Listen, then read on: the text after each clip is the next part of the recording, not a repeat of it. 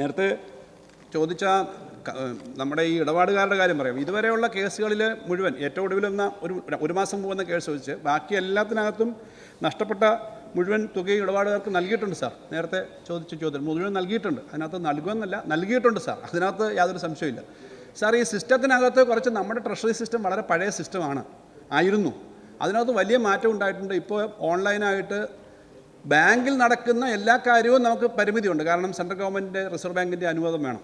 ഇപ്പോൾ ചെക്ക് പണം പിൻവലിച്ചാൽ ഉടൻ തന്നെ കിട്ടുന്ന നമുക്ക് മെസ്സേജ് കിട്ടുന്ന സംവിധാനം വന്നിട്ടുണ്ട്. ഇനി പണം നിക്ഷേപിച്ചാൽ ഇപ്പോൾ ഇല്ല സാർ. ഇപ്പോൾ നിക്ഷേപിച്ചാലില്ല. അത് അടിയന്തരമായിട്ട് അതിൻ്റെ കാര്യങ്ങൾ ചെയ്തുകൊണ്ടിരിക്കുകയാണ് സാർ. ഈ ഗവൺമെൻറ് അധികാരത്തിൽ വന്നതിന് ശേഷം ഞങ്ങൾ നേരിട്ട ഏറ്റവും വലിയ പ്രശ്നം നമുക്കുള്ള സെർവറിൻ്റെ കപ്പാസിറ്റി വളരെ കുറവായിരുന്നു. അതിനകത്ത് പഴയ ഒരു സിസ്റ്റം വെച്ചിട്ടായിരുന്നു സാർ തുടങ്ങിയിരുന്നത്. അപ്പോൾ ആ സെർവർ ഉൾപ്പെടെ അതിൻ്റെ കപ്പാസിറ്റി വർദ്ധിപ്പിച്ച് ആ കുറേയേറെ അതിനായിട്ട് പണം മാറ്റിവെച്ച് ചെയ്ത സെർവറിൻ്റെ സിസ്റ്റം കറക്റ്റാക്കി സാർ. ഇപ്പോൾ ഏതൊരു ജീവനക്കാരനും നേരത്തെ അവിടുത്തെ ജീവനക്കാരന് ഈ ഇതിലേക്ക് കയറുമ്പോൾ അവരുടെ തമ്പിൻ്റെയോ അല്ലെങ്കിൽ മറ്റ് സാങ്കേതിക വിദ്യ ഉപയോഗിച്ച് അവരെ പറ്റിയുള്ള കണക്ടിവിറ്റിയുടെ കാര്യം പ്രശ്നമുണ്ടായിരുന്നു. അവരെങ്ങനെയാണ് അത് കയറുന്നത്, ഇതിന് ഓതൻറ്റിക്കേഷൻ്റെ പ്രശ്നം ഉണ്ടായിരുന്നു. അതിന് സിസ്റ്റമാക്കി sir.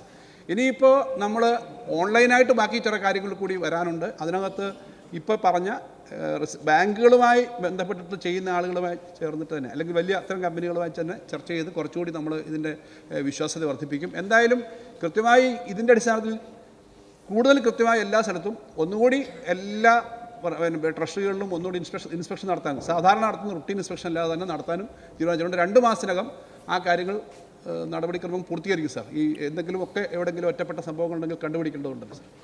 Professor Abid Hussain Thangal.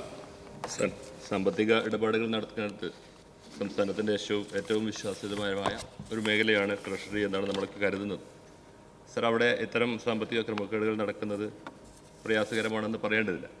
Sir, അതിനങ്ങ് biometric software login ചെയ്യുന്നതിന് വേണ്ടി ബയോമെട്രിക് പഞ്ചിങ് ഉൾപ്പെടുത്തുന്നു എന്ന് പറയുന്നത് നല്ല കാര്യമാണ്.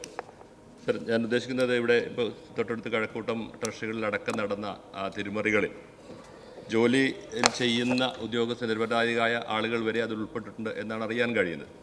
സർ, ഏറ്റവും അനിവാര്യമായ ട്രഷറികളിൽ ജോലി ചെയ്യാൻ കൂടുതൽ ആളില്ലാതിരിക്കുകയും ആവശ്യമില്ലാത്തയിടത്ത് ആളുകൾ കൂടുതലുണ്ടാകുകയും ചെയ്യുന്ന ഒരവസ്ഥ ഇതിന് പ്രയാസമുണ്ടാക്കുന്നു എന്ന് കേൾക്കുന്നു. അതുകൊണ്ട് ഈ ജോലിഭാരം കുറയ്ക്കുന്നതിനാൽ വേണ്ടി ആനുപാതികമായി ജോലിക്കാരെ പുനർവിന്യാസം നടത്തി ഈ പ്രയാസം പരിഹരിക്കുന്നതിനാവശ്യമായ നടപടി സ്വീകരിക്കുമോ?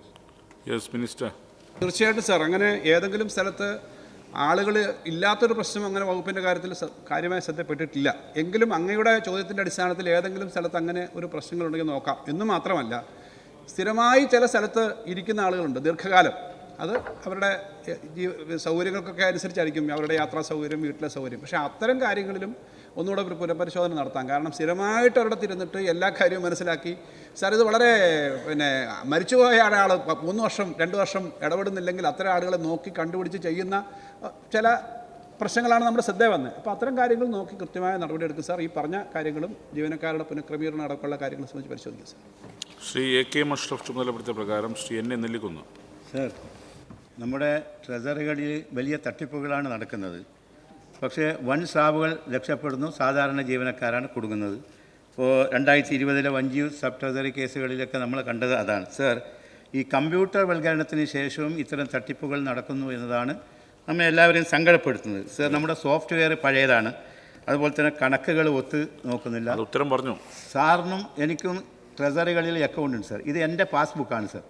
എപ്പോഴെങ്കിലും പോയാൽ ഇത് മാനുവലായി അപ്ഡേറ്റ് ചെയ്യും എന്നല്ലാതെ സാധാരണ ബാങ്കുകളിൽ ചെയ്യുന്നത് പോലെ കമ്പ്യൂട്ടറിൽ ഒന്ന് ഇത് അപ്ഡേറ്റ് ചെയ്ത് കിട്ടുന്ന ഒരു സൗകര്യം ഇതുവരെ ഇല്ല.